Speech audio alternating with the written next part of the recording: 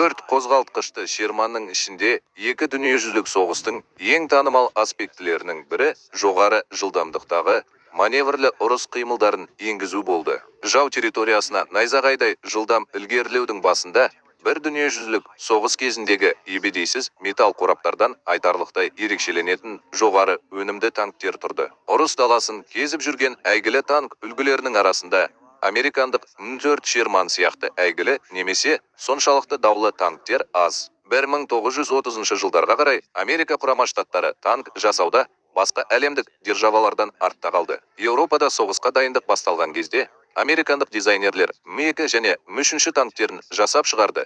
Бұл көліктер болашақта кез келген қақтығысқа жетеді деп үміттенген. Соғыс қимылдары басталғаннан кейін Ұлыбританияға бірнеше М3 Ли танктері жөнелтілді. Олар несие лизинг келісімдері бойынша М3 Грант деп өзгертілді. Олардың өнімділігі әртүрлі реакцияларға ие болды. М3 танкі солтүстік Африканың қатал жағдайында жақсы жұмыс істейтін берік және ақаусыз танк болды. Бірақ көліктің оң өнімділігі осымен аяқталды. Оның профилі жоғары болды. Бұл оны анықтауды жеңілдетіп, жаудың атысы үшін үлкен нысана болды. Дегенмен, оның дизайнының тағы бір өкінішті аспектісі айналмалы мұнараның болмауы болды. Негізгі мылтық шектеулі атыс тоғасы бар бүйірлік спансонға орнатылды. Бұл нысанаға жету үшін бүкіл көлікті бұруға тура келетінін білдіреді. Осы шектеулерді ескере отырып, американдық дизайнерлер М3 және М2 сызбаларын қолданды, бірақ оның өлшемдерін ұлғайтты және одан да күшті. 1941 жылдың сәуірінде М4 Шерман жоспарлары әзірленіп жатқан болатын. Ал сол жылдың қыркүйегіне қарай бірінші прототип сынақтан өтуге дайын болды. Бірнеше кішігірім түзетулерден кейін М4 1942 жылдың ақпанына дейін толық көлемде өндіріске дайын болды. Шерман қарапайым және жаппай өндіруге оңай болатындай етіп жасалған. Соғыс кезінде 11 зауыт төрттіктерді көптеп шығарды. Өндіріс тоқтағанға дейін 50-ге жуық машина жасалды. Бұл көлемі бойынша кеңестік ТЖ-34-тен кейінгі екінші орында. М-Форс шассиінің қарапайымдылығына байланысты негізгі дизайнға өзгерістер енгізу және көптеген қосалқы нұсқаларды жасау оңай болды. Соның ішінде танк жойғыштың неғұрлым қуатты нұсқалары, от шашқыш нұсқасы және шасси өздігінен жүретін гаубицаның танктерді қалпына келтіру машинасының және көпір төсегішінің негізі ретінде пайдаланылды. Өлшемдері бойынша Шерман М4 орташа танк ретінде жіктеледі. Салмағы шамамен 30 тонна, ұзындығы 19 фут 2 дюйм, ені 8 фут 7 дюйм және биіктігі 9 фут. Бірақ бұл әр қосалқы нұсқаға байланысты біршама өзгеруі мүмкін. Шерман 400 ат күшіне дейін жететін 9 цилиндрлі Continental R975C қозғалтқышымен жұмыс істеді және шамамен 30 миль сағ жылдамдыққа жетті. Кейінгі модификациялар 450 ат күшіне дейін жеткізе алатын қуаттырақ қозғалтқыштармен жабдықталған. Жанармай багында 175 галлонға дейін бензин бар. Бұл шамамен 120 миль қашықтықты қамтамасыз етеді. Қарапайым және сенімді дизайнымен М4 техникалық қызмет көрсетуді қажет етпес. Бұрын 4 мильге дейін жүре алады. Бұл оның осы сыныптағы көптеген басқа танктерге қарағанда далада ұзағырақ қалуына мүмкіндік береді. Дәуір жөндеу қажет болған жағдайда қарапайым құрылым бригадаларға арнайы жабдықты немесе арнайы механиктерді пайдаланбай, ақ негізгі жөндеу жұмыстарын өз бетінше орындауға мүмкіндік берді. Сіз нақты уақыттағы қарқынды стратегиялық ойында көптеген әскерлерді басқара отырып, тарихтағы ең эпикалық шайқастарды бастан өткеруге дайынсыз ба? Әйгілі Ырыс франшизасының жаңа дәуірі екінші соғыс адамдарына қош келдіңіз. Өз жағыңды таңда 45 батальоннан тұратын 300-ден астам тарихи жағымды бөлімшелері бар американдық, кеңестік немесе неміс әскерлерін басқарғың келе ме? Әр шайқас жаңа тәжірибе. Бір емес, 5 түрлі науқанға қатысыңыз. Шығыс және батыс майдандарында эпикалық оқиғаларды айтып, күресуді жалғастырыңыз. Қарлы кеңестік төбелерден соғыстан қираған Еуропа қалаларына дейінгі сұрапыл шайқастарда жеңіске жетіңіз. Рейд және жаулап алу режимдерінде стратегиялық қабілеттеріңізді сынау үшін, медаль алу үшін оларды шынымен сынап көріңіз. Олар динамикалық және кездейсоқ түрде жасалған. Сондықтан екі өту бірдей болмайды. Ұрыс алаңы бұрын соңды мұндай шынайы болған емес. Ғимараттар қирап жатыр, мылтықтардың оқтары таусылып жатыр, көліктердің жанармайы таусылып жатыр және әрбір шешім соғыстың бағытын өзгертуі мүмкін. Қоршаған ортаны өз пайдаңызға пайдаланыңыз немесе жауларыңыздың оны сізге қарсы пайдаланып жатқанын бақылаңыз. Соғыс мен фильмнің екінші бөлімі 20 қыркүйекте басталады. Бірақ көп күтудің қажеті жоқ. 10-14 тамыз аралығында ашық бета нұсқасына қосылыңыз. Сонда не күтіп тұрсың? Науқанға қосылу үшін төмендегі сілтемеге өтіңіз. Екінші соғыс адамдары. Бұл жай ғана ойын емес. Бұл екінші дүниежүзілік соғыстың жан-жақты ырыс тәжірибесі. Ұрыс даласында кездескенше, командирлер.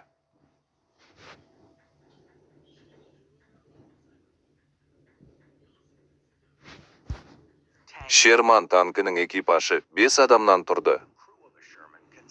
Командир, жүргізуші, штурман. Ол да пулеметті басқарды. Пулеметші және оқтаушы. М4 салоны көптеген басқа танктермен салыстырғанда кең болды және жағдай сән, салтанаттан алыс болса да, ол қазіргі заманғы көліктердің көпшілігіне қарағанда біршама жақсырақ болды. Көлікке кіру 4 люк арқылы жүзеге асырылды. Оның екеуі корпустың алдыңғы жағында, екіншісі мұнараның жоғарғы жағында. Сондай ақ жүргізуші орындығының артындағы едендегі апаттық люк бұл экипажға төтенше жағдайда көліктен кетуге мүмкіндік берді. Жүргізуші корпустың алдыңғы сол жағында болды және резервуарды едендегі жүк басқару тұтқалары мен педалдары арқылы басқарды. Ал беріліс қорабының басқару элементтері оның оң жағында болды. Бастапқыда сыртқы көрініс көру саңылауы арқылы қамтамасыз етілді. Бірақ оның орнына перископ орнатылды. Жүргізушілердің көру өрісі шектеулі болды және танкты басқару үшін командирдің нақты ақпаратына сүйенді. Оның оң жағында штурман отырды. Ол да танктердің бірін басқарды. Бізде 30 калибрлі пулеметтер бар. Егер жүргізуші істен шықса, оны ауыстырады. Артқы жағында мұнараны айналып өтіп бара жатқан атқыш болды. Оның үстінде тиісті оқ дәрілерді алып, негізгі зеңбіректі тиеп жатқан оқтаушы, сондай ақ танкты басқаратын және зеңбірекшіге оқ ату үшін нысаналарды көрсететін командир болды. Атқыш қосқышты аударып, аяқ педалын басу арқылы атуы керек еді. Танк командирі орнатылған перископ арқылы қоршаған әлемді бақылай алды, бірақ бұл көру өрісін шектеді. Сондықтан көптеген командирлер анық көріну үшін бастарын мұнараның сыртына шығарды. Бұл олардың позициясын жаудың атуына ең осал етті. Командалар домофон жүйесі арқылы ауызша берілді. Бірақ тәжірибелі экипаждар ауызша емес қарым-қатынас жасады. Мысалы, оқтаушы оқталған қаруды көрсетіп, зеңбірекшіні аяғымен түртіп, ұрыс даласында құнды секундтарды үнемдеді. Шерманның сауыты 3 дюймдік болат сауыт қаптамасымен қорғалған, ол кіретін снарядтарды қайтаратындай бұрышта орналасқан. Бронь салмақты азайту үшін әдейі шектелді. Бұл танкты тезірек және маневрлі етті, бірақ ол аман қалуды құрбан етті. Корпустың ең ерте нұсқасы шойыннан жасалған. Бұл танкке ерекше дөңгелек көрініс берді. Ал кейбір кейінгі нұсқалары дәнекерленген. Шерманның кейінгі нұсқаларында неміс әріптестерімен қақтығыстарға жауап ретінде қалың сауыт саймандары да болды. Даладағы танк экипаждары қару-жарақты көбінесе құм дорбалары, шлак блоктары, қосалқы жол сілтемелері немесе қолдарынан келетін кез келген басқа түрдегі уақытша қорғаныспен толықтырды. Қару-жарақтың бұл түрі шектеулі қосымша қорғанысты қамтамасыз етті. Сонымен қатар аспамен қозғалтқышты жүктеді. Ал генерал Джордж Паттон бұған тыйым салды. Бұл әдеттегі тәжірибе болды. Дегенмен әскерлер мұны бәрібір жалғастырды. Қару-жарақ конвейерден шыққан Шерманның алғашқы нұсқалары 75 м калибрлі зеңбірекпен жабдықталған. Тұтастай алғанда, бұл Пенза АЯЙ және ИВ сияқты көптеген ерте неміс танктеріне қарсы тиімді болды. Дегенмен кейінірек Пентер және Тайгер сияқты танктер төмен жылдамдықтағы снарядтарды. Әсіресе олардың алдыңғы сауыттарына қарсы оңай тойтарыс бере алады. 75 мм зеңбіректің жетілдірілген неміс танктеріне қарсы өте тиімсіз екенін ескерсек, тиімдірек қару қажет болды. Бірінші британдық полк Шерманды әлдеқайда қуатты 76,2 мм 17 фунттық зеңбірекпен жабдықтау идеясын ойлап тапты. Бұл үлкенірек зеңбіректі орналастыру үшін ауыр суспензиясы мен ұзартылған мұнарасы бар Firefly нұсқасының дамуына әкелді. Осы және басқа нұсқалар, соның ішінде E8 немесе S8 76 м зеңбіректі пайдаланды. Оның бастапқы жылдамдығы әлдеқайда жоғары болды және ол үшін жеткілікті болды. Неміс бронды машиналармен айналысыңыз. Шерманның негізгі зеңбірегінің 105-ші нұсқасынан басқа барлық модификациялары гиростабилизатормен жабдықталған. Теориялық тұрғыдан бұл зеңбірек тіпті ойлы қырлы жерлерде секіріп бара жатқанда да биіктікті сақтауға мүмкіндік берді. Іс жүзінде құрал жабдықтар күрделі болды және көптеген экипаждарда оны пайдалану немесе техникалық қызмет көрсету үшін тиісті дайындық жетіспеді. Ал көпшілігі оны пайдаланбады. Негізгі зеңбіректен басқа Шерман тағы бірнеше зеңбірекпен жабдықталған 30 калибрлі пулеметтер, олардың біреуі корпустың алдыңғы бөлігінің оң жағында, ал екіншісі негізгі зеңбірекпен коаксиалды орналасқан. Үлкенірек пулемет, 50 калибрлі пулемет мұнараның сыртына жаяу әскерге қарсы және әуеге қарсы мүмкіндіктерді қамтамасыз ету үшін орнатылған. Пайдаланушылар және соғыстан кейінгі техникалық қызмет көрсету оның үлкен санының, сенімді және қарапайым дизайнының және қарапайым өндірісінің арқасында М4 іс жүзінде әрбір ірі соғыс майданына соғысқа жіберілді. Олардың басым көпшілігін американдықтар пайдаланғанымен, Шермандарды Лендлиге жеткізуде британдық, кеңестік, еркін француздық және басқа одақтас армиялар пайдаланды. Ұлыбритания Бирмадағы жапон әскерлеріне қарсы қолдану үшін Қытайға 104-ші А4-ші модификациясын берді. Тіпті немістер басып алған бірнеше танктерді пайдаланды. Шермандардың соғыстан кейінгі кең тарихы болды.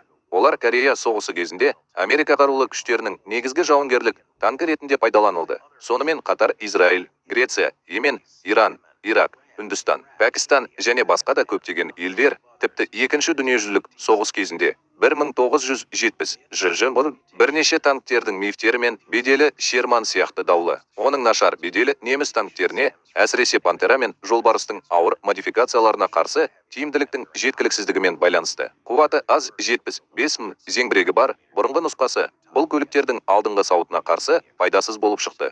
Бұл танк экипаждарын маневр жасауға мәжбүр етті. Жаудың бүйіріне немесе тылына оқ ату үшін көбінесе тек сандық құрамға сүйене отырып, жау танкін бірнеше бағыттан жоюға болады. Бұл рөлге 75 калибрлі қарудың күші жетпегені рас болса да, олар 76 калибрлі нұсқалары жасалғаннан кейін де шығарыла берді. Шерман танк жойғыш ретінде емес, жалпы мақсатқа арналған. Шерман қатысқан ұрыс қимылдарының көпшілігі жаяу әскерді қолдауға қатысты болды.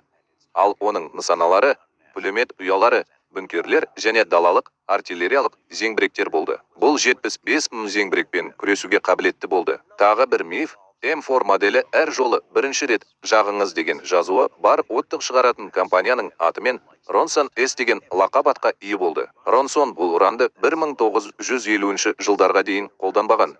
Бұл оны соғыстан кейінгі қателікке айналдырған. Бұрынғы Шермандар жау снарядының соққысынан кейін өртеніп, мұнара корпусынан жиі ұшып кететіні рас. Бұл үшін бастапқыда дизельдік отынға қарағанда әлдеқайда жылдам тұтанатын қозғалтқыш пен бензин отыны кінәлі болды. Армия жүргізген зерттеу көп, ұзамай бұл қозғалтқыштың кесірінен емес, мұнарада сақталған оқ-дәрілердің кесірінен нысанаға тигеннен кейін тізбекті реакция тудыруы мүмкін екенін көрсетті. Соқты. Бұл мәселе сол жерде сақталған оқ-дәрілерді алып тастау және оқ-дәрілерді сақтайтын орындарға қосымша құрыш қосу арқылы шешілді. Осы және басқа да мифтерге байланысты Шерман 4-ші сапасыз танк ретінде лайықты беделге ие болды. Оның кемшіліктері болды, бірақ бұл өте жақсы құрастырылған жалпы мақсаттағы танк болды. Ол ұрыс даласында өз рөлін жақсы орындады.